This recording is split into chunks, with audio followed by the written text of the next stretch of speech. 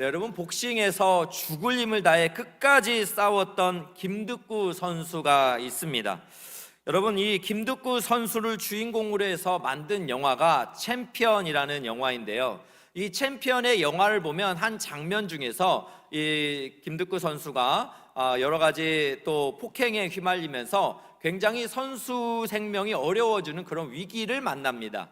그때 이를 지도하는 관장님이 이 김득구 선수를 거울 앞에 서게 하면서 이런 메시지를 전하는데요. 여러분, 상당히 의미가 있어서 한번 생각해 보면 좋겠습니다. 제가 읽어드리겠습니다. 원래 복싱 선수는 미스 코리아보다 거울을 보는 시간이 많다. 그것은 자세도 자세지만 그보다 내가 싸워야 하는 사람이 바로 그 안에 있기 때문이야. 같은 시합도 선수가 정신이 가면 금방 지쳐버리고 말아. 그런데 설사 뼈가 부러지고 아파 죽어도 얼굴에 표시를 내면 안 돼. 내가 약해지는 걸 보는 순간 상대는 2배로 힘이 생긴다고. 앞으로 내 눈앞에 서 있는 그 사람하고 싸우는 거야. 딱 한 사람만 이기면 된다. 이기는 게 승리가 아니야. 자신이 할 수 있는 최선을 다하는 그게 바로 챔피언이야. 여러분, 어떻습니까? 굉장히 의미 있는 말이라는 생각이 듭니다. 복싱을 하는 데 있어서 쓰러뜨려야 될 대상은 링 위에 있는 상대편보다 거울 앞에 있는 자기 자신이 먼저다라는 것이죠. 그래서 딱 한 사람만 이기면 된다라는 이 관장님의 이야기가 여러분, 신앙생활을 하는 우리에게도 굉장히 깊이 있게 적용해 볼 필요가 있다라는 생각이 듭니다. 왜냐하면 신앙생활을 하는 데 있어서도 우리가 이 마음을, 즉 우리 자신을 관리하는 것이 참 쉽지 않기 때문에 그렇습니다. 사탄은 특별히 우리의 마음에 불화살을 쏘아가면서 우리가 하나님의 사람으로 온전하게 살지 못하도록 우리를 그렇게 떨어뜨리고 또 우리를 또 심각하게 끌어내리는 것들을 우리가 여러 곳곳에서 발견을 할 수가 있습니다. 그래서 그럼 우리 신앙인들에게 정말 중요한 것은 우리의 마음의 관리이고, 우리가 상대해야 될 가장 첫 번째 상대는 우리 자신이 될 수 있다라는 것입니다. 여러분, 잠언 4장 23절에도 이 마음 관리의 중요성에 대해 이렇게 말씀합니다. 한번 보겠습니다. 모든 지킬 만한 것 중에 더욱 내 마음을 지키라. 생명의 근원이 이에서 남이니라. 여러분, 생명의 근원이 마음에서 나기 때문에 이 마음을 잘 지키고 관리하는 것, 이것은 참으로 지혜로운 자요 하나님의 사람이 반드시 해야 될 일이라는 생각이 듭니다. 그렇다면 여러분, 성경을 우리가 살펴보면서 하나님의 마음에 딱 맞는 사람이 누구냐라고 이렇게 질문을 하면 우리가 떠오르는 사람이 있습니다. 바로 다윗입니다. 여러분, 구약 성경을 살펴보면 다윗은 600회 정도 언급이 되어지고 있습니다. 또 신약에서는 그의 이름이 59회 정도 언급이 되어지고 있어요. 또 여러분, 다윗은 예수 그리스도가 탄생하는 믿음의 계보에 오릅니다. 그래서 마태복음 1장 1절에 아브라함과 다윗의 자손 예수 그리스도의 세계라, 이렇게 말씀하고 있습니다. 이처럼 다윗은 굉장히 하나님의 마음에 맞는 삶을 살았고, 또 여러 가지 환경 속에서 마음 관리를 잘해서 하나님께 칭찬을 받았던 사람으로 우리가 생각이 듭니다. 그래서 저는 우리가 사무엘 상하를 공부하면서 이 하나님의 마음에 합한 이 다윗을 공부해 가면서 우리가 새롭게 삶을 살아가면서 이 마음의 밭을 새로 기경하고 또 우리가 마음을 리셋하는 그러한 삶을 살았으면 참 좋겠습니다. 그래서 오늘은 그 첫 번째 시간으로 3가지 질문과 3가지 답을 우리가 생각을 해보면서 우리의 마음밭을 새롭게 기경하는 그런 시간이 되면 좋겠는데요. 첫 번째 질문은 이것입니다. 하나님의 선택 기준은 무엇인가? 라는 것을 우리가 좀 생각을 해보아야 할 것입니다. 하나님의 선택 기준은 무엇일까요? 사람은 겉을 보지만 하나님은 마음을 살펴보신다라는 것입니다. 여러분, 우리는 여전히 눈에 보이는 것에 매우 현혹되고 또 눈에 보이는 것을 굉장한 최고의 가치로 여기는 연약한 삶을 살아갑니다. 그래서 외모와 또 학벌이와 또 재력에 따라서 여러분, 우리가 굉장히 때로는 기가 죽기도 하고 또 그것만을 또 가장 최고의 가치로 여기는 그런 실수를 범하긴 하는데요. 오늘 본문에 나오는 사무엘 동안 역시 예외가 아니었던 것 같습니다. 이제 오늘 본문을 보면 사울 왕이 하나님께 불순종함으로 하나님께서 사울 왕의 직분을 버립니다. 그러면서 이렇게 이스라엘의 다음 왕으로 다윗을 세우기를 원하십니다. 그래서 사무엘 선지자를 이제 그가 있던 라마에서 16km 떨어진 베들레헴에 보내면서 이새의 가족들, 이새의 아들들 중에 한 사람, 하나님이 지명하는 그 사람에게 기름을 부으라고 명령하십니다. 그래서 사무엘이 처음에는 가기를 꺼려했지만 또 하나님께 순종을 하면서 베들레헴에 갔습니다. 그때 베들레헴의 장로들이 너무 깜짝 놀라는 거예요. 이스라엘의 대선지자, 또 사울 왕과 지금 관계가 좋지 않은 사무엘이 나타났으니, 또 대선지자가 한 마을에 났다는 것은 심판을 향한 메시지일 수도 있어서 평강을 위해서 오셨습니까? 라고 모두가 긴장을 했죠. 그래서 사무엘은 무엇을 말합니까? 그가 암송아지로 제사를 드리러 왔고 이새 아들들을 청하라라고 이렇게 요청을 합니다. 그러면서 그가 이새 아들들을 보면서 이제 하나님께서 가르쳐 주시는 그 사람에게 기름을 부으려고 준비를 했습니다. 이제 사무엘이 첫째 엘리압을 봅니다. 그 키가 굉장히 크고 굉장히 체격도 좋아서 이 사람이야말로 여호와께서 기름 부으실 자구나라고 굉장히 감탄을 했습니다. 그러나 하나님의 선택 기준, 하나님이 사람을 캐스팅하는 기준은 완전히 달랐어요. 오늘 말씀 7절을 한번 보겠습니다. 여호와께서 사무엘에게 이르시되 그의 용모와 키를 보지 말라. 내가 이미 그를 버렸노라. 내가 보는 것은 사람과 같지 아니하니 사람은 외모를 보거니와 나 여호와는 중심을 보느니라. 여러분, 사람은 연약해서 외모, 겉으로 보여지는 것들을 바라보고 거기에 최고 가치를 두지만 하나님은 다르십니다. 하나님의 선택 기준은 그 사람의 중심입니다. 여러분의 말씀에서 이 중심은 NIV 성경으로는 하트입니다. 바로 마음을 이야기하는 거죠. 그래서 새한글 번역 성경에서도 이 중심을 마음이라고 번역을 했습니다.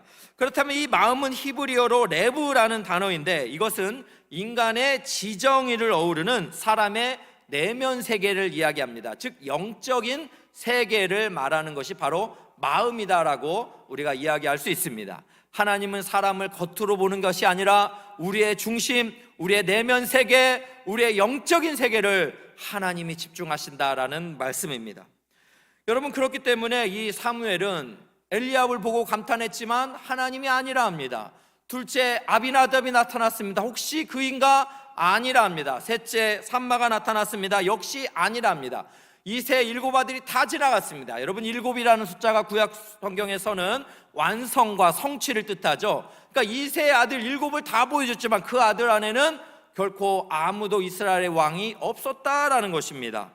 여러분, 그래서 참 어떻게 합니까? 사무엘은 이 외에 다른 아들이 있지 않느냐라는 것을 물으면서 다윗을 결국에는 이렇게 만나게 되는데요. 저는 이 오늘 본문에서 참 감동을 받은 부분이 있는데, 이 사울 왕의 하나님 앞에 불순종이 결국 이스라엘 역사에 굉장히 큰 위기를 가져왔지만 하나님에게는 실패라는 게 존재하지 않습니다. 하나님께서는 이 사울 왕을 이을 다음의 왕 다윗을 보고 계셨다라는 것입니다. 그 이야기가 여러분 사무엘상 16장 1절에 나오는데 한번 보겠습니다. 여호와께서 사무엘에게 이르시되 내가 이미 사울을 버려 이스라엘 왕이 되지 못하게 하였거늘 내가 그를 위하여 언제까지 슬퍼하겠느냐. 너는 뿔에 기름을 채워 가지고 가라. 내가 너를 베들레헴 사람 이새에게로 보내리니 이는 내가 그의 아들 중에서 한 왕을 보았느니라. 여러분, 사무엘은 사울에게 굉장한 애착이 있었던 것 같습니다. 그가 처음에 기름 부었던 이스라엘의 초대 왕이었지 않습니까? 그의 외모도 대단했습니다. 그런데 그가 실패하자 사무엘 역시 여전히 슬픔 가운데 있었어요. 그런데 하나님은 슬픔 가운데 있는 사무엘이 그렇게 계속해서 실패했다고 생각하는 것을 원치 않으셨습니다. 그 다음으로 하나님은 보았느니라. 누구를 보았습니까? 이스라엘의 다음 한 왕을 하나님은 이미 보고 계셨다라는 거예요. 여러분, 여기서 보았느니라라는 이 보았다라는 말은 히브리어로 라라는 단어인데요, 이것은 주목하다 또 준비하다 이런 의미를 갖고 있어요. 여러분, 하나님께서는 양들을 치고 있는 이 다윗을 주목하셨습니다. 아무도 주목하지 않는 환경에 하나님은 다윗을 주목하셨고 다윗을 이스라엘의 다음 왕으로 준비시키셨다라는 말씀이에요. 여러분, 이것이 우리에게 주는 의미가 얼마나 큰가요? 하나님께서는요, 사람을 선택하실 때 인간의 방법이 아니라 하나님의 방법으로 일하세요. 여러분, 사울 왕을 택할 때도 사울 왕이 어느 지파 사람이에요? 베냐민 지파입니다. 12지파 중에 가장 작은 지파라고 말하는 베냐민 지파에서 사울을 왕으로 선택하셨다는 거죠. 여러분, 또 지금 다윗을 선택할 때 다윗이 어디 살고 있었어요? 이스라엘의 큰 도시에 살고 있었다는 게 아닙니다. 베들레헴이라는 아주 시골 마을에 누가 잘 알지도 못하는 촌동네, 그곳에서 살아가는 다윗을 하나님은 다윗 왕으로 세우셨다라는 거예요. 여러분, 하나님께서는 이렇게 인간의 눈으로 볼품없다라고 생각되어진, 여러분, 이 가운데 하나님은 여전히 주목하고 계신다라는 사실이에요. 여러분, 성경 곳곳을 살펴보면 이런 예화들이 얼마나 많은지 모릅니다. 사무엘상을 보면 여러분, 한나라는 이 여인, 오랜 동안 자녀를 얻지 못하는 아픔과 괴로움 속에 있는 이 한나라는 여인을 통해서 사무엘 선지자를 낳게 하신 이가 하나님이십니다. 여러분, 또 야곱은 어떻습니까? 아버지를 속이고 형을 속여서 광야 가운데 그렇게 죽음을 두려워했던 광야 속의 야곱에게 여호와께서 나타나시며 그로 하여금 12지파의 후손을 이어가셨어요. 여러분, 요셉은 어떻습니까? 형제들에게 버림받아 또 억울한 누명을 쓰고 감옥에 갇혔던 자 아닙니까? 그러나 하나님이 요셉을 보고 계셨습니다. 그래서 요셉으로 하여금 이스라엘을 구원하는 축복의 통로로 사용하셨다라는, 여러분, 이것을 생각할 때 얼마나 우리가 위로를 가질 수 있고 소망을 가질 수 있습니다. 여러분, 우리의 인생도 생각해 보세요. 요즘 시대는 어떻습니까? 뭔가 재력이 있어야 되고 날 때부터 태생이 틀리기 때문에 이미 정해진 시대에 우리가 태어난다라고 말하지만 항상 남 탓, 환경 탓하지만 하나님이 살아계심을 믿는다면 여러분, 이 세상의 말에 속지 마십시오. 여러분, 하나님께서는 양들 속에 양을 치는 다윗을 주목하시는 것처럼 광야 속에 두려워하는 야곱, 감옥 속에 상처로 얼룩진 요셉을 주목하시는 것처럼 골방에서 신음하고 있는 우리를 바라보고 계시고 주목하시고 준비하고 계신다는 거예요. 여러분, 이 말씀을 생각한다면 우리가 적용할 수 있는 게 무엇입니까? 오늘 또 골방에 들어가 문을 닫고 기도할 수 있어요. 세상 사람들은 보지 않을지라도 아버지가 나를 보고 계시지 않습니까? 하나님이 나에게 관심을 가지고 기대하고 준비하고 있는 거 아닙니까? 여러분, 이런 소망을 가지고 믿음으로 살아가시기를 축복합니다. 여러분, 마태복음 6장 6절을 보면 예수님께서 이런 말씀을 하셔요. 새 한글 번역으로 한번 읽어드리겠습니다. 그대는 기도할 때 그대의 골방에 들어가세요. 그대의 골방 문을 닫고 그대의 아버지, 곧 감추어져 계신 분께 기도하세요. 그러면 그대의 아버지, 곧 비밀리에 보고 계신 분이 그대에게 갚아주실 것입니다. 그대의 아버지가 어떻다고요? 비밀리에 보고 계신 분이라 설명합니다. 골방에서 그렇게 문을 닫고 사람들의 시선이 외면되어지고 그렇게 홀로 있는 그 환경을 주님이 바라보고 계신다는 말씀이에요. 여러분, 이것을 생각한다면 우리가 연초에 시작해서 성경 읽기를 하고 또 우리가 신년부로 기도회를 하고 또 여러 가지 골방 속에서 새벽 경건을 살아갈 때 하나님이 우리를 주목하고 준비하고 계신다라는 것을 믿으시기를 주의 이름으로 축복합니다. 여러분, 이렇게 하나님이 지금도 나를 바라보고 계신다. 여러분, 이것을 신뢰하시면서 소망으로 그분 앞에 믿음으로 반응하시기를 주의 이름으로 축복합니다. 여러분, 두 번째로 하나님은 다윗의 무엇을 보셨는가라는 거죠. 하나님은 다윗의 그럼 그 양들 가운데 있는 다윗의 무엇을 보셨는가? 무엇입니까? 상처 속에 갇힌 다윗이 아니라 진실과 성실로 살아가는 다윗을 보고 계셨습니다. 여러분, 다윗을 잘 살펴보면 그는 상처 속에 갇혀 있을 뻔했습니다. 그러나 그는 상처 속에 갇히지 않았어요. 왜냐하면 여러분 생각해 보세요. 이새가 7 아들을 사무엘이 제사에 불렀을 때 다 데려갔지만 다윗은 그냥 부를 필요가 없다라고 생각을 한 겁니다. 존재감 자체가 없었던 거예요. 그래서 여러분, 사무엘이 이게 답니까? 라고 물었을 때 이새가 이런 대답을 하죠. 11절 보겠습니다. 또 사무엘이 이새에게 이르되 내 아들들이 다 여기 있느냐? 라고 물었습니다. 이새가 이르되 아직 막내가 남았는데 그는 양을 지키나이다. 막내가 남았는데 양을 지키나이다. 여러분, 히브리 문화에서 이 막내라는 단어는 히브리어로 카탄이라는 단어입니다. 이 단어는 하찮다, 보잘것없다라는 뜻을 가지고 있어요. 그러니까 이새가 생각했을 때 이 막내 다윗은 좀 그렇게 존재감이 없는 존재예요. 별로 중요하지도 않아요. 그래서 집안의 꼬마 정도로 생각을 해서 굉장히 얕잡아 왔습니다. 그래서 부르지도 않았던 거예요.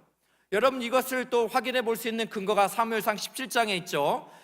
이제 블레셋과 이스라엘이 전쟁을 할 때, 골리앗과의 전쟁 아닙니까? 그때 그의 이세 세 아들이 전쟁에 나갔습니다.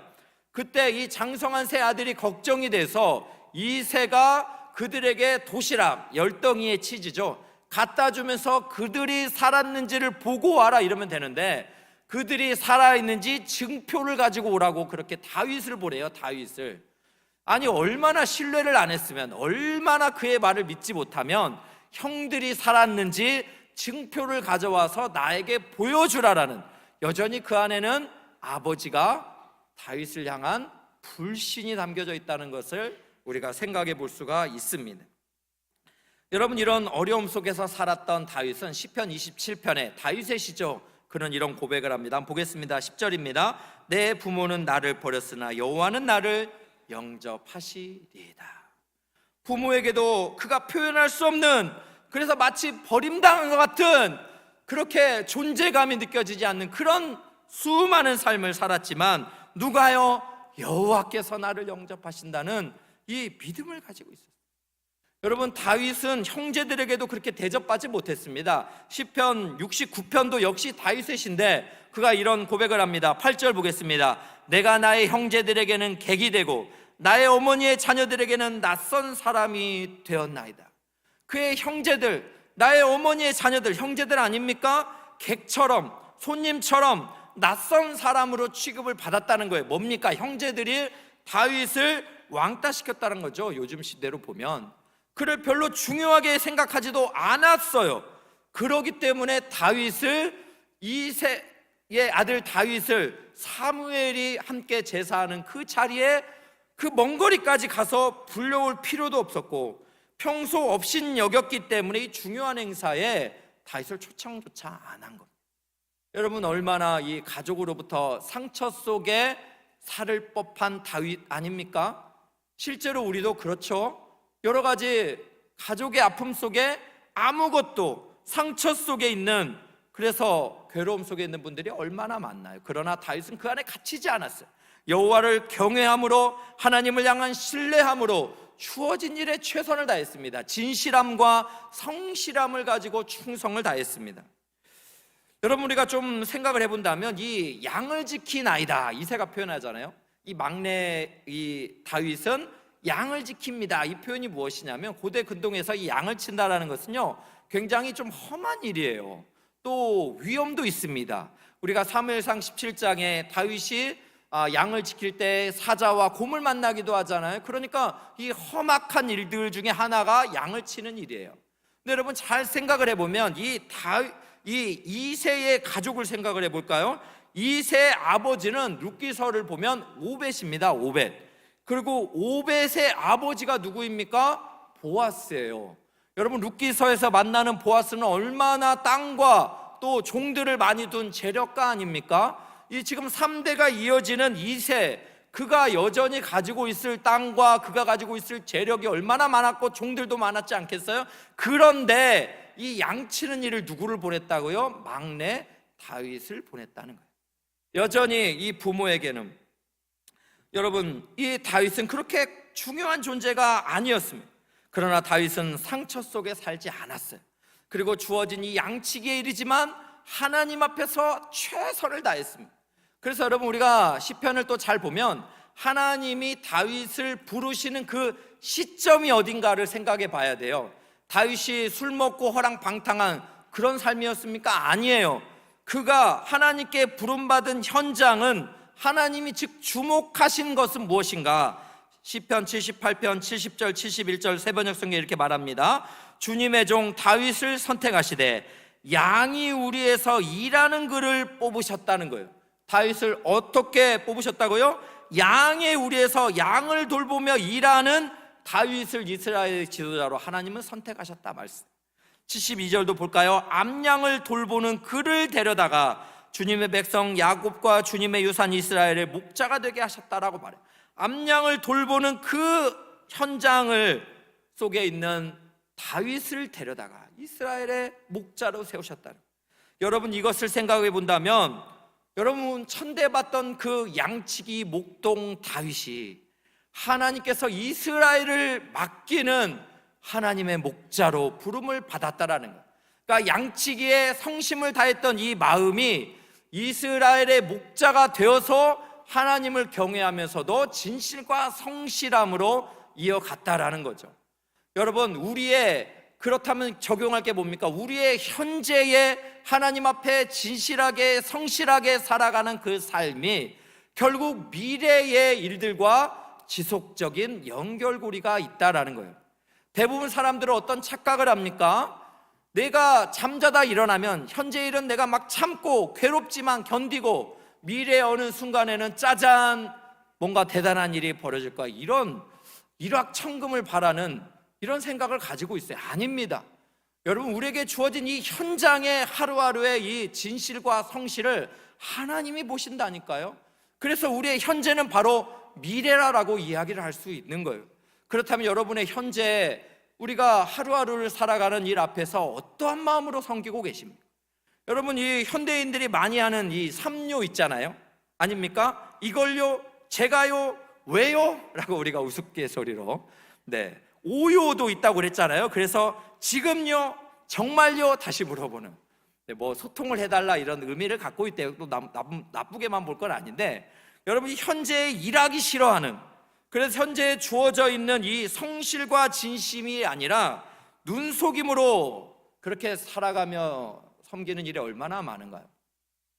여러분 어느 선교단체에서는요, 이 선교 그 단체 훈련생들한테 한 달 동안 무슨 과제를 내려면 이웃 동료의 구두를 닦아주라고 이렇게 요청을 한대. 그러니까 구두를 닦아주는, 그것도 하기 싫은 일이에요. 하찮은 신발을 닦아주는 일을 이렇게 한 달 동안 하면서 이 작은 일에 충성스러운 삶을 살아갈 때 결국 큰 일도 주님께 맡아서 할 수 있다라는 거죠. 여러분 성경은 우리에게 말합니다. 우리가 작은 일에 충성할 때 하나님께서 그보다 더한 일도 우리에게 맡겨주시는 거예요. 그렇기 때문에 현재 우리에게 주어진 일에 우리가 하나님 앞에서 코람 데오라고 하죠. 코람은 무엇입니까? 뭐뭐 앞에서, 데오는 하나님 아닙니까? 하나님 앞에서 우리가 어떻게 해야 할까? 이것을 하면 항상 경외하며 살아야 됩니다. 그래서 에베소서 6장 6, 7절에 이렇게 말씀해요. 눈가림만 하여 사람을 기쁘게 하는 것처럼 하지 말고 그리스도의 종들처럼 마음으로 하나님의 뜻을 행하고, 거기에다가 어떻게 하래요? 기쁜 마음으로 섬기기를 누구에게? 주께 하듯 하고 사람들에게 하듯 하지 말라. 사랑하는 귀한 성도 여러분, 오늘 코람데오, 주께 하듯 하고 사람들에게 눈가림만 하지 말라라는 이 하나님의 준엄한 명령 앞에서 나의 현재가 바로 미래라는, 작은 일에 충성할 때 하나님께서 더 큰 것도 맡기실 수 있다라는 이러한 하나님의 부르심 앞에 우리가 충성스러운 진실과 성실의 삶을 살아가기를 주의 이름으로 축복합니다. 여러분 마지막으로 하나만 더 보겠습니다. 하나님은 그럼 이 택한 자를 어떻게 이기게 하시는가라는 질문이에요. 하나님은 그가 택한 자를 어떻게 승리하게 하시는가? 하나님께서는 여호와의 영을 보내셔서 그와 함께 하십니다. 여러분 하나님께서는 사명자가 그 사명을 감당할 수 있도록 그에게 기름을 부으시고 그와 함께 하셨습니다.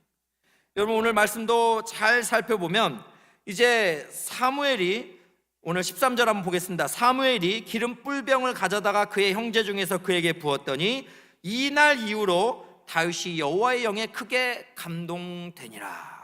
사무엘이 기름을 부을 때 이날 이후로 여호와의 영에 다윗이 크게 감동되었습니다. 여러분 여호와의 영에 크게 감동되었다, 이 표현이 사사기에서 많이 등장하죠. 하나님께서는 이스라엘을 구원할 지도자를 세우시고 사람을 선택하시고 그에게 여호와의 영을 부으셔서 그 사명을 감당할 수 있도록 하신다라는 말씀입니다. 특별히 여러분 기름을 붓는다라는 것은 액체를 붓는 이 의식을 통해서 하나님의 신비로운 임재를 상징하는 거예요. 그래서 머릿결과 피부에 땀구멍으로 스며드는 기름 부음을 받는 사람의 안으로 하나님께서 임재하신다라는 것을 상징하는 것이 바로 기름 부음입니다. 여러분, 이렇게 하나님께서는 사람을 택하시고 기름을 부어주신다. 즉 여호와께서 임재하시고 여호와의 영이 함께하면서 그가 이 땅에 사명을 감당할 수 있도록 인도해 주신다라는 말씀입니다. 여러분, 그래서 다윗이 이제 하나님의 영에 감동되어서 하나님의 이 선한 일들을 행하시는데요, 반대로 16장 이하를 보면 사울왕은 어떻게 됩니까? 여호와의 영이 떠나고 그가 악령들에게 시달립니다. 그가 너무 괴로울 때 이 사울을 그렇게 위로하고 또 사울을 그렇게 살필 수 있는 사람으로 다윗이 추천이 돼요. 그런데 이 다윗을 소개할 때 어떻게 소개하는가? 그 내용이 사무엘상 16장 18절 보겠습니다. 소년 중 한 사람이 대답하여 이르되 내가 베들레헴 사람 이새의 아들을 본즉 수금을 탈 줄 알고 용기와 무용과 구변이 있는 준수한 자라. 여호와께서 그와 함께 계시더이다. 다윗에게 하나님이 함께 하셨기 때문에 그가 수금을 탈 줄 알고 용기와 무용과 구변이 있는 준수한 자라는 칭찬을 받으며 청거가 될 수 있었다는 거죠. 여러분, 이것을 생각을 해본다면 여러분 어떻습니까? 우리는 종종 이렇게 능력에 맞는 일을 구할 때가 많아요. 그러나 하나님께서는 사람을 선택하시고 그에게 능력을 베푸신다니까요. 그러니까 우리가 능력에 맞는 일들을 찾아다니는 것이 아니고 하나님, 나의 일에 맞는, 즉 나의 사명에 맞는 여호와의 영이 임하는 능력을 부어 주시옵소서. 여러분, 이런 믿음을 가지고 나아가는 것이 하나님의 마음에 합한, 하나님께 택하심을 받은 하나님의 사람에게 나타나야 되는 이 자연스러운 모습이다라는 사실입니다. 여러분, 우리가 다윗을 생각을 해볼 때 사도행전 13장 22절에 하나님이 이렇게 말씀하셔요. 내가 이새의 아들 다윗을 만나니 내 마음에 맞는 사람이라 내 뜻을 다 이루리라, 이렇게 말씀. 다윗은 하나님의 마음에 맞는 사람이었어요. 그래서 그 마음에 맞는 다윗에게 하나님은 하나님의 뜻을 이루어 주셨다라는 거예요. 여러분, 하나님께서 우리에게 요구하시는 것은 완벽한 마음이 아니에요. 하나님의 마음에 우리가 맞추는, 하나님의 뜻에 우리 자신의 자아와 우리 자신의 고집을 좀 내려놓고 하나님의 마음과 뜻에 우리가 맞추는 것을 하나님께서는 기뻐하신다는 거예요. 그를 바로 하나님의 마음에 맞는 사람이라 말씀하시고 하나님은 그런 자를 택하셔서 하나님의 영이 거하시며 하나님의 일들을 이루어 주신다라는 말씀입니다. 여러분, 이것을 생각을 할 때 우리는 어떤 생각이 듭니까? 사실 여러분, 이 다윗은 예수 그리스도를 예표하는 인물입니다. 여러분, 우리가 다윗을 잘 생각을 해본다면 다윗이 지금 왕으로 선택된 곳이 어디입니까? 베들레헴입니다. 여러분, 이스라엘의 왕으로 다윗이 베들레헴에서 선택을 받았는데 여러분, 참 왕이신 우리 그리스도가 어디에서 태어나십니까? 베들레헴에서 탄생하십니다. 여러분, 다윗은 그의 부모와 형제들에게 그렇게 버림을 받고 상처 속에 그렇게 어려운 인생을 보냈습니다. 여러분, 이것이 무엇을 나타냅니까? 우리 주 예수 그리스도가 우리를 위하여 십자가에서 죽으시면서 여러분, 이 땅의 사람들에게 멸시와 모욕과 조롱을 받으시는 그 예수 그리스도의 고난을 보여주고 있습니다. 또 여러분, 다윗은 어떻습니까? 다윗이 기름 부음을 받은 것처럼 예수님께서 세례를 받으실 때 성령이 비둘기같이 예수님에게 임하셨습니다. 여러분, 다윗을 우리가 살펴보면서 누구를 생각할 수 있습니까? 우리 인생의 참 왕이신 예수 그리스도를 묵상할 수가 있는 것입니다. 그러므로 여러분, 우리가 하나님의 마음에 합한 삶을 살아가기 위해서는 내가 다윗처럼 살아가겠다라는 의지적인 결단보다 선행되어서 바로 예수 그리스도로 우리의 마음이 충만하게 거하기를 간구하는 것이 더욱 선행되어져야 한다라는 것이에요. 여러분, 우리가 예수 그리스도의 마음으로 충만할 때 그 마음은 하나님의 마음에 합한 마음이 될 줄로 믿습니다. 이렇게 하나님의 마음에 합한 삶을 살아고 노력했던 다윗은 우리가 히브리서 11장을 믿음장이라고 합니다. 여호와 영이 다윗과 함께 하셔서 결국 다윗은 히브리서 11장에 나오는 믿음장에 그의 이름을 올리게 됩니다. 히브리서 11장 32절 보겠습니다. 내가 무슨 말을 더하리요? 기드온, 바락, 삼손, 입다, 다윗이 여기서 등장하고 있습니다. 하나님의 영이 함께했던 다윗 및 사무엘과 선지자들의 일을 말하려면 내게 시간이 부족하도다. 그들은 믿음으로 나라를 이기도 하며 의를 행하기도 하며 약속을 받기도 하며 사자들의 입을 막기도 하였다라고 이렇게 말씀하고 있습니다. 사랑하는 귀한 성도 여러분, 하나님의 영이신 성령이 우리와 함께하고 계신 줄로 믿습니다. 그의 영이 우리를 사명자의 자리로 부르시고 우리가 그 일에 맞는 능력과 권세도 허락하여 주실 줄로 믿습니다. 그러므로 우리를 부르신 하나님께 감사합시다. 상처 속에 너무나 갇혀있지 맙시다. 이제 하나님께서 우리와 함께 하심을 믿는다면 우리에게 주어진 현재 일에 진실과 성실을 다하며 충성스럽게 살아갈 때 하나님께서 우리를 보시고 하나님께서 우리를 바라보시고 주목하시고 우리를 하나님의 나라의 사명자로 세워주실 줄로 믿습니다.